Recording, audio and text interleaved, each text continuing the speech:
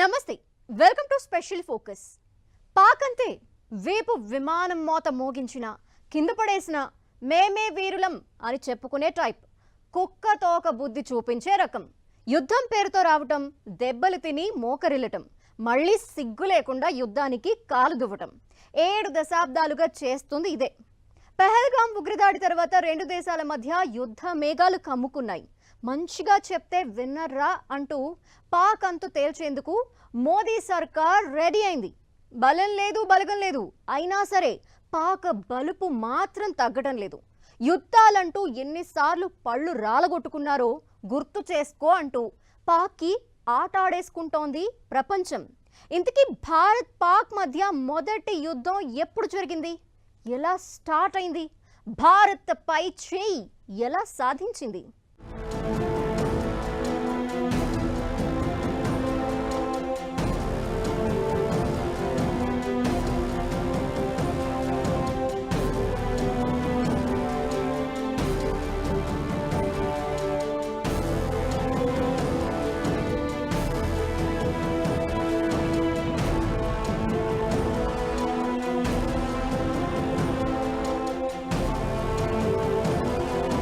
కుక్కతోక బుద్ధి మార్చుకొని పాకిస్తాన్.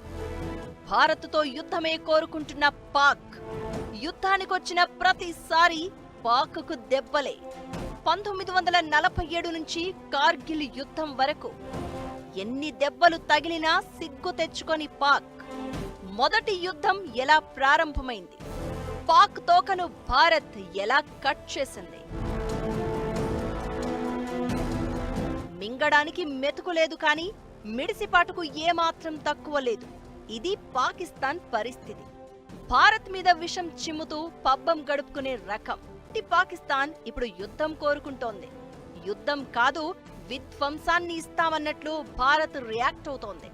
26 మంది అమాయకులను పొట్టన పెట్టుకున్న పహల్గాం ఉగ్రదాడి తర్వాత పరిణామాలు భారత్ పాక్ మధ్య యుద్ధ మేఘాలు కమ్ముకునేలా చేశాయి. సింధు జలాల ఒప్పందాన్ని రద్దు చేసుకున్న భారత్ యుద్ధ నౌకను కూడా రంగంలోకి దింపింది. అరేబియా సముద్రంలో పాకిస్తాన్ జల సరిహద్దుల్లోకి ఐఎన్ఎస్ విక్రాంత్ యుద్ధ నౌక వెళ్లడంతో యుద్ధం ఖాయమనే ప్రచారం జరుగుతోంది. భారత్ సింధు జలాలను నిలువరించడం అంటే యుద్ధం ప్రకటించడమే అంటున్న పాక్ కయ్యానికి కాలు దువ్వుతోంది. కశ్మీర్ తమ జీవనాడి అంటూ భారత్ను రెచ్చగొట్టే ప్రయత్నం చేస్తోంది.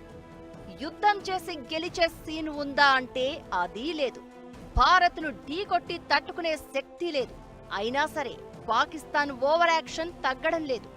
ఇప్పుడే కాదు, 70 ఏళ్లుగా ఎన్ని దెబ్బలు తగిలినా పాకిస్తాన్ కుక్కతోక బుద్ధి మాత్రం మారడం లేదు.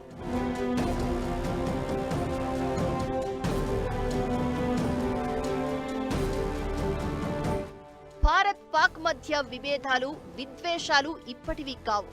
1947లో భారతదేశ విభజన చేసినప్పటి నుంచి ఇదే తీరు కనిపిస్తోంది. అప్పట్నుంచి ఇప్పటి వరకు 2 దేశాల మధ్య 4 యుద్ధాలు జరగగా ఏ ఒక్క దాంట్లోనూ భారత్ బలాన్ని తట్టుకోలేకపోయింది. మళ్లీ ఇప్పుడు సిగ్గు లేకుండా యుద్ధానికి సిద్ధమంటోంది. 1947లో మొదటి ఇండోపాక్ యుద్ధం జరిగింది. కశ్మీర్ యుద్ధం అని దీనికే పేరు. 1947లో భారత్ పాక్ స్వాతంత్ర్యం పొందిన తర్వాత జమ్మూ కశ్మీర్ రాజ్యం 2 దేశాల మధ్య వివాదాస్పద ప్రాంతంగా మారింది. ఆ సమయంలో కశ్మీరును మహారాజా హరిసింగ్ పాలించేవారు.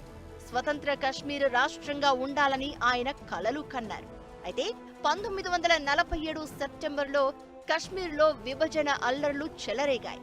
కశ్మీర్ పశ్చిమ ప్రాంతంలో ముస్లింల హత్యలు జరగగా దీంతో ఆ ప్రాంత జనాలు మహారాజాపై తిరుగుబాటు చేశారు.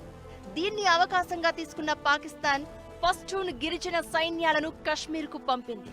దీంతో లిఖితపూర్వక ఒప్పందం ద్వారా భారతదేశంలో చేరడానికి మహారాజా హరిసింగ్ అంగీకరించారు. దీంతో భారత్ పాక్ మధ్య మొదటి యుద్ధం జరిగింది. 1947 అక్టోబర్ 21 నుంచి 1948 డిసెంబర్ 31 వరకు ఇండోపాక్ మొదటి యుద్ధం జరిగింది. హరిసింగ్ ఒప్పందంతో భారత సైన్యం రంగంలోకి దిగింది. ఆ తర్వాత 1948లో పాకిస్తాన్ తన రెగ్యులర్ ఆర్మీని యుద్ధంలోకి పంపింది. దీంతో ఇది పూర్తి స్థాయి యుద్ధంగా మారింది. అదే ఏడాది ఈ విషయాన్ని అప్పటి నెహ్రూ ప్రభుత్వం ఐక్యరాజ్యసమితి దృష్టికి తీసుకెళ్లింది. 1949 జనవరి 1న యుఎన్ మధ్యవర్తిత్వంతో కాల్పుల విరమణ జరిగింది. 1949లో ఏర్పాటైన సీజ్ ఫైర్ లైన్ కశ్మీర్లో భారత్, పాకిస్తాన్ నియంత్రణలో ఉన్న ప్రాంతాలను వేరు చేసింది. ఈ రేఖ కరాచీ ఒప్పందం ద్వారా జరిగింది. ఈ రేఖ సియాచిన్ గ్లేసియర్ వరకు విస్తరించలేదు. దీంతో ఆ ప్రాంతం రెండు దేశాల మధ్య అస్పష్టంగా మిగిలిపోయింది. దీన్ని ఆసరాగా చేసుకుని ప్రతిసారి పాకిస్తాన్ తోక జాడిస్తూనే ఉంది. అదే 1965లో రెండో యుద్ధానికి కారణమైంది. మొదటి యుద్ధం తర్వాత కశ్మీర్పై పాక్ చేసిన కుట్రలు అన్నీ ఇన్ని కావు. ఎలాగైనా తమ దేశంలో కలుపుకోవాలని ప్రతిసారి దొంగ బుద్ధి చూపించేది. 1965లో కశ్మీర్లో అల్లర్లు పెంచేలా ఆపరేషన్ జిబ్రాల్టర్ ప్రారంభించింది పాక్. పాకిస్తాన్ సైనికులు మారు వేషంలో కశ్మీర్లోకి ఎంటర్ అయి అల్లర్లు క్రియేట్ చేసే ప్రయత్నం చేశారు. ఈ చొరబాటును గుర్తించిన భారత్ ఆర్మీ పాక్కు దిమ్మదిరిగే షాక్ ఇచ్చింది. ఇక ఆపరేషన్ జిబ్రాల్టర్ ఫెయిల్ కావడంతో ఆపరేషన్ గ్రాండ్ స్లామ్ పేరుతో జమ్మూ కశ్మీర్లోని అఖ్నూర్పై పాకిస్తాన్ దాడి చేసింది. దీనికి రెస్పాన్స్ గా పాకిస్తాన్లోని పంజాబ్ సరిహద్దు వెంట భారత్ దాడులు చేసింది. దీంతో యుద్ధం తీవ్రమైంది. భారత్, పాక్ మధ్య కశ్మీర్ వివాదం రేంజ్ ఏంటో ప్రపంచానికి తెలిసిన యుద్ధం ఇది. 17 రోజుల పాటు ఈ యుద్ధం జరగగా సోవియట్ యూనియన్, అమెరికా జోక్యం చేసుకోవాల్సి వచ్చింది. దీంతో కాల్పుల విరమణ ప్రకటించారు. పాకిస్తాన్ తిరుగుబాటుతో కారణమైన ఈ యుద్ధంలో భారత్ పైచేయి సాధించింది. ప్రతిసారి యుద్ధానికి సిద్ధమంటూ కాలు దువ్వడం, ఆ తర్వాత కాళ్ల మీద పడడం పాకిస్తాన్కు అలవాటే. ఇప్పుడు చేస్తోంది కూడా అదే. మొదటి 2 యుద్ధాల్లోనే కాదు, ఆ తర్వాత జరిగిన ప్రతి యుద్ధంలోనూ పాకిస్తాన్ తీరు ఇంతే. అఖండ భారతావని ఏకమై బలంగా వందే మాతరం అంటే కొట్టుకుపోయే పాకిస్తాన్ కావాలని భారత్ను రెచ్చగొడుతోంది, యుద్ధానికి కారణమవుతోంది.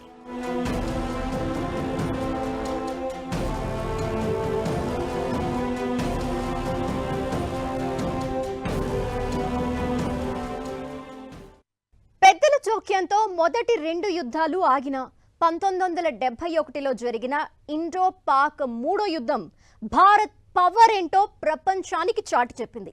పాకిస్తాన్ బలుపును వంచేలా భారత సైన్యం చూపించిన దూకుడు గురించి ఇప్పటికీ ప్రపంచం మాట్లాడుకుంటుంది. 93,000 మంది పాక్ సైనికులు భారత్ ముందు మోకరిల్లారు.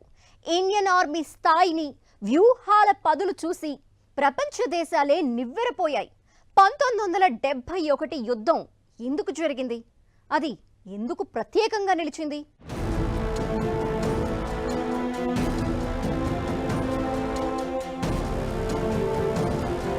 పాక్ బలుపును వంచిన యుద్ధం అది. 90,000 పాక్ సైనికులు తల వంచిన యుద్ధం అది. చరిత్ర గుర్తుంచుకునే 1971 ఇండో పాక్ వార్ మన ఆర్మీ పవర్ ఏంటో చూపించిన యుద్ధం. 1971లో అసలేం జరిగింది? యుద్ధం ఎందుకొచ్చింది?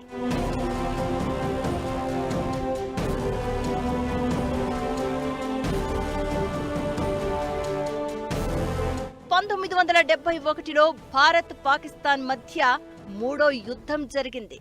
ఇది మన కోసం కాదు, బంగ్లాదేశ్ విముక్తి కోసం. ఒక్కసారి కమిట్ అయితే మనం చేసే యుద్ధం ఎలా ఉంటుందో ప్రపంచానికి చూపించిన పరిణామం ఇది. ప్రపంచమే అవాక్కై అద్భుతం అనిపించే రేంజ్ వ్యూహాలతో పాకిస్తాన్ను చిత్తు చేసింది.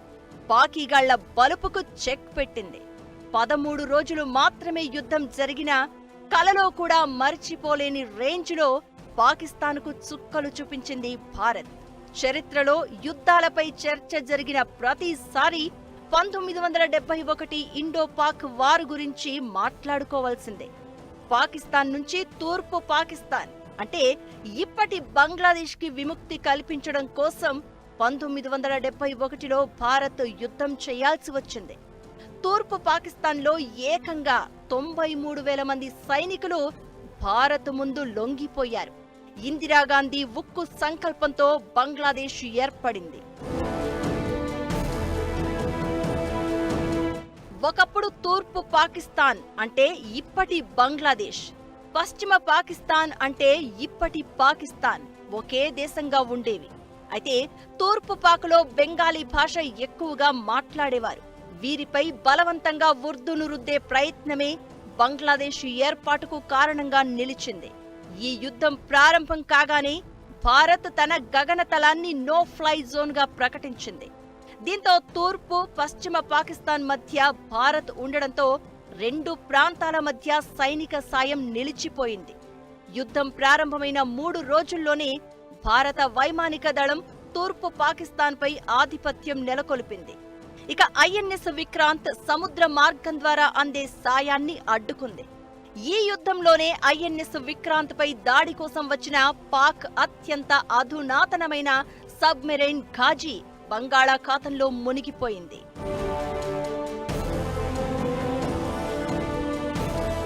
భారత సైన్యానికి చెందిన 4, 33, 2 కార్ప్స్ 3 దిక్కుల నుంచి బంగ్లాదేశ్ ని చుట్టుముట్టాయి. ఢాకా, చిటగాంగ్, సెల్హెట్, టాంగైన్, ఖుల్నా, జెస్సోర్ లాంటి ప్రాంతాలన్నీ భారత సైన్యం ఆధీనంలోకి వచ్చాయి. పాకిస్తాన్ని రక్షించేందుకు అమెరికా, బ్రిటన్, చైనా లాంటి దేశాలు చివరి వరకు ప్రయత్నించాయి. అయినా భారత విజయాన్ని అడ్డుకోలేకపోయాయి. మరోవైపు చలికాలం కావడంతో దట్టమైన హిమాలయాల మంచును కాదని చైనా యుద్ధంలో పాల్గొనే అవకాశం లేకుండా పోయింది. ఈ వార్లో భారత్కు రష్యా పెద్ద సపోర్టుగా నిలిచింది. ఆ మైత్రి ఇప్పటికీ కొనసాగుతూనే ఉంది. ఈ యుద్ధం 1971 డిసెంబర్ 16న బంగ్లాదేశ్ స్వాతంత్ర్యం సాధించడంతో ముగిసింది. ఆ సమయంలో భారత సైన్యం దాదాపు 15,000 చదరపు కిలోమీటర్ల వరకు పాకిస్తాన్ భూభాగాన్ని ఆక్రమించింది. ఈ యుద్ధం తర్వాత భారత్ పాక్ మధ్య సిమ్లా ఒప్పందం కుదిరింది. ఈ ఒప్పందం సీజ్ ఫైర్ లైన్ ను లైన్ ఆఫ్ కంట్రోల్ గా మార్చింది. ఇప్పుడు పాకిస్తాన్ రద్దు చేస్తున్నట్లు ప్రకటించింది ఈ ఒప్పందాన్ని. ఇందిరాగాంధీ సిమ్లా అగ్రిమెంట్ చేసినప్పుడు ఈ 93 ప్రిజనర్స్ ఆఫ్ వార్ బార్గెన్ చేయకుండా ఇచ్చేసింది. మన ప్రిజనర్స్ ఆఫ్ వార్ ఎవరైతే పాకిస్తాన్లో ఉన్నారో కొంచెం officers, jawans, air force pilots వాళ్ళందరూ మాకు తిరిగి ఇవ్వాలి అని చెప్పి పట్టుదలగా కూర్చోలేదు. రెండోది, మనం ఏదైతే ల్యాండ్ గెయిన్ చేశామో అదంతా వాళ్ళకి తిరిగి ఇచ్చేశారు. అజ్పీర్ పాసు ఎంత కష్టపడి 2 సార్లు మనం గెలిచామో 2 సార్లు పొలిటీషియన్స్, బ్యూరోక్రాట్స్ పాకిస్తాన్కి తిరిగి ఇచ్చేశారు. 1971 యుద్ధం ఇండియన్ ఆర్మీ పవర్ ను, వ్యూహాత్మక సామర్థ్యాన్ని ప్రపంచానికి చాటి చెప్పింది. దక్షిణాసియాలో భారత్ ఒక శక్తిగా మారింది. ఈ యుద్ధం పాక్ బలుపును వంచింది. భారీ దెబ్బగా మారింది. 93,000 మంది పాకిస్తాన్ సైనికులు భారత సైన్యం ముందు లొంగిపోయారు. రెండో ప్రపంచ యుద్ధానికి మించి ఆ స్థాయిలో సైనిక లొంగుబాటు జరిగింది ఈ యుద్ధంలోనే. వార్ తర్వాత 1972 జూలైలో భారత ప్రధాని ఇందిరా, పాకిస్తాన్ అధ్యక్షుడు జుల్ఫికర్ అలీ భుట్టో సిమ్లా ఒప్పందంపై సంతకం చేశారు. ఒప్పందంలో భాగంగా భారత్ స్వాధీనం చేసుకున్న భూభాగాలను పాకిస్తాన్కు అప్పగించింది. ఈ ఒప్పందంలోనూ కశ్మీర్ సమస్యకు పరిష్కారం లభించలేదు. అదే మరో యుద్ధానికి కారణమైంది.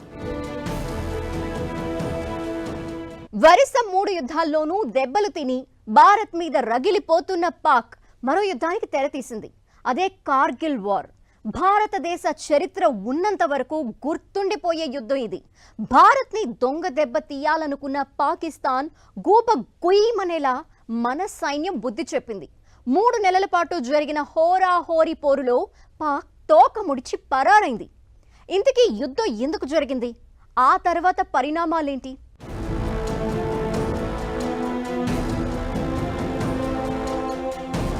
కార్గిల్ వార్ చరిత్రలో గుర్తుండే యుద్ధం. భారత్ను దొంగ దెబ్బ తీసేందుకు పాక్ కుట్ర. మన ఆర్మీ దెబ్బకు తోక ముడిచిన పాక్. అసలు ఈ యుద్ధం ఎలా మొదలైంది? 1999 జూలై 26 కార్గిల్లో పాకిస్తాన్ మూకలను తరిమికొట్టి విజయం సాధించి సగర్వంగా త్రివర్ణ పతాకాన్ని ఎగురవేసిన రోజు. భారతదేశ చరిత్రలో ఈ వారకు ప్రత్యేక స్థానం ఉంటుంది. భారత్ను ఎదురుగా ఢీకొట్టలేక దొంగ దెబ్బతీసే ప్రయత్నం చేసిన పాక్ను సరిహద్దుల వరకు పరిగెత్తించిన యుద్ధం ఇది. దొంగ దెబ్బ కొట్టడంలో పాక్కి పెట్టింది పేరు. సత్తువ లేకున్నా సింహం లాంటి భారత్ను ఢీకొట్టాలని చూస్తూ ఉంటుంది. ఇలా చాలాసార్లు ప్రయత్నించి బోర్లా పడ్డ ఘటనలు ఎన్నో. కార్గిల్ యుద్ధంలోనూ అదే జరిగింది. పాకిస్తాన్ సైన్యం భారత భూభాగంలోకి చొరబడే ప్రయత్నం చేసింది. లైన్ ఆఫ్ కంట్రోల్ దగ్గర ఉన్న పర్వత ప్రాంతాలను ఆక్రమించేందుకు ప్రయత్నించింది. 1999 మేలో పాక్ సైనికులు వాస్తవాధీన రేఖ దాటుకుని లోపలికి వచ్చారు.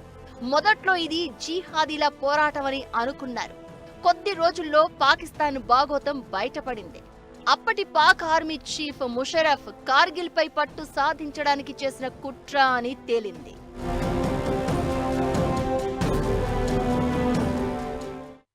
ముషరఫ్ ప్రెసిడెంట్గా జనరల్గా ఉన్నప్పుడు ప్రైమ్ మినిస్టర్ నవాజ్ షరీఫ్ ఏం చెప్పాడు, వాళ్ళు ఖాళీ చేసి ఇది వచ్చే లోపల మనం పోయి ఆక్యుపై చేద్దామని.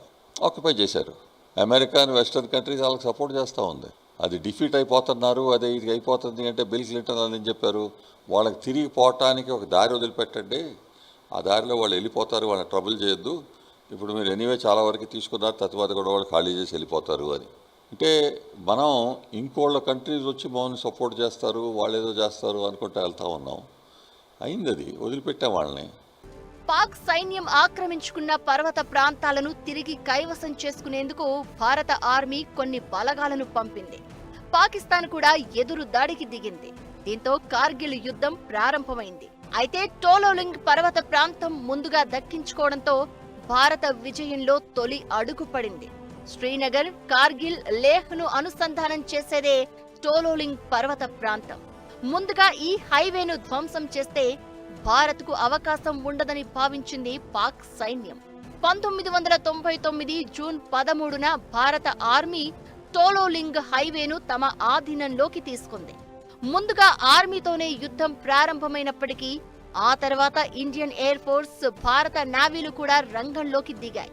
భారత్ ఏ రేంజ్ దాడులు చేసిందంటే, ఇంకొన్ని రోజుల పాటు యుద్ధం కొనసాగి ఉంటే తమ దేశంలో మరో వారం రోజులకు మించి ఎక్కువగా ఇంధనం ఉండేది కాదని అప్పటి పాక్ ప్రధాని నవాజ్ షరీఫ్ చెప్పారంటే మన సైన్యం దూకుడు అర్థం చేసుకోవచ్చు.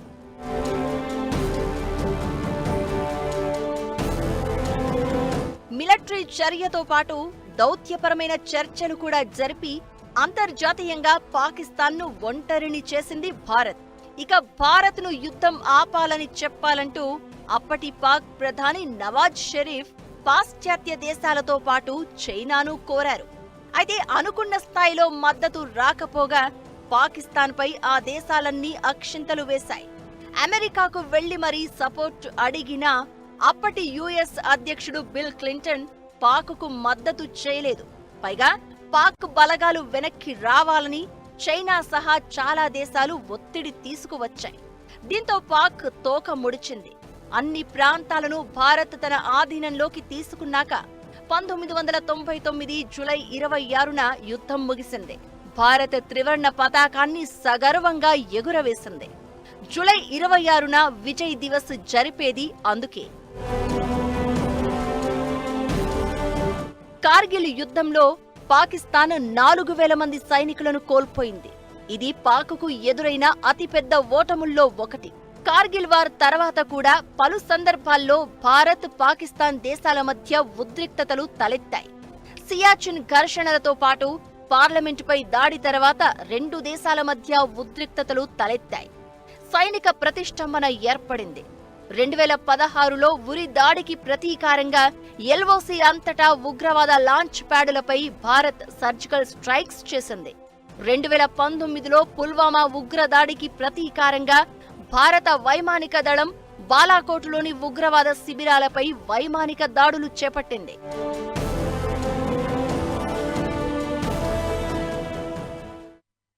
ఒకటి కాదు, రెండు కాదు, 4 సార్లు చెంప చెళ్ళుమనిపించేలా చెప్పినా పాకిస్తాన్కి బుద్ధి రాలేదు. మళ్ళీ అదే బలుపు, అదే బద్మాష్ వేషాలు. భారత్తో యుద్ధానికి సిద్ధమంటూ ఉడత ఊపులూపుతోంది. మనోళ్లు కూడా తగ్గేదేలే అంటున్నారు.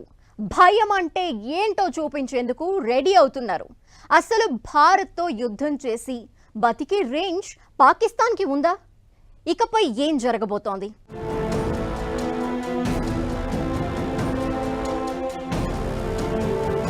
వరుసగా ఓడిపోతుంటే ఓడిస్తూ ఉంటే తగ్గాలి లేదంటే మారాలి, అవేవీ తెలియవన్నట్లు పాకిస్తాన్ తీరు కనిపిస్తోంది. కడుపు మంటతో రగిలిపోతూ సత్తువ లేకపోయినా భారత్కు సవాలు విసురుతూనే ఉంది. ఇకటు పాకిస్తాన్లో ఉద్రిక్తతలు తీవ్రమవుతున్న వేళ భారత సైన్యం దేనికైనా సిద్ధం అనే శక్తివంతమైన సందేశంతో దేశానికి భరోసా ఇచ్చింది. సైనికుల విన్యాసాలు, ధైర్య సాహసాలను ప్రదర్శిస్తూ anywhere any situation always ready అని క్లియర్ కట్ గా చెప్పేసింది. ఇండియన్ ఆర్మీ షేర్ చేసిన ఓ పోస్ట్ ఆర్మీ సంసిద్ధతను ప్రదర్శించడమే కాదు, జనాల్లో ఆత్మవిశ్వాసాన్ని నింపుతోంది. కార్గిల్ యుద్ధం, 1971 వార్ మన ఆర్మీ పవర్ ఏంటో చూపించాయి. ఇప్పటికిప్పుడు యుద్ధం వచ్చినా భారత్ దూకుడును తట్టుకుని పాక్ నిల్చోవడం కష్టమే కాదు, అసాధ్యం కూడా.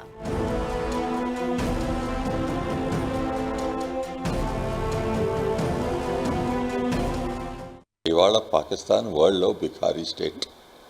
సౌదీ అరేబియాలో పోయి హజ్కి పోయేసేసి పేదోళ్ళలాగా అక్కడ కూర్చుంటా ఉంటుంటే సౌదీ అరేబియా వాళ్ళు ఏం చేశారండి, బికారీలు మాకు వద్దు అని చెప్పి ప్లెయిన్లో లోడ్ చేసి తిరిగి పంపించేశారు. Now we won't allow Pakistan అని చెప్పి అంటున్నారు.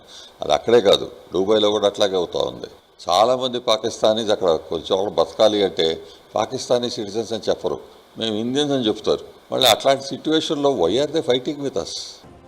ఏ పూటకు ఆ పూట అన్నట్లుగా పాక్ పరిస్థితి ఉంది.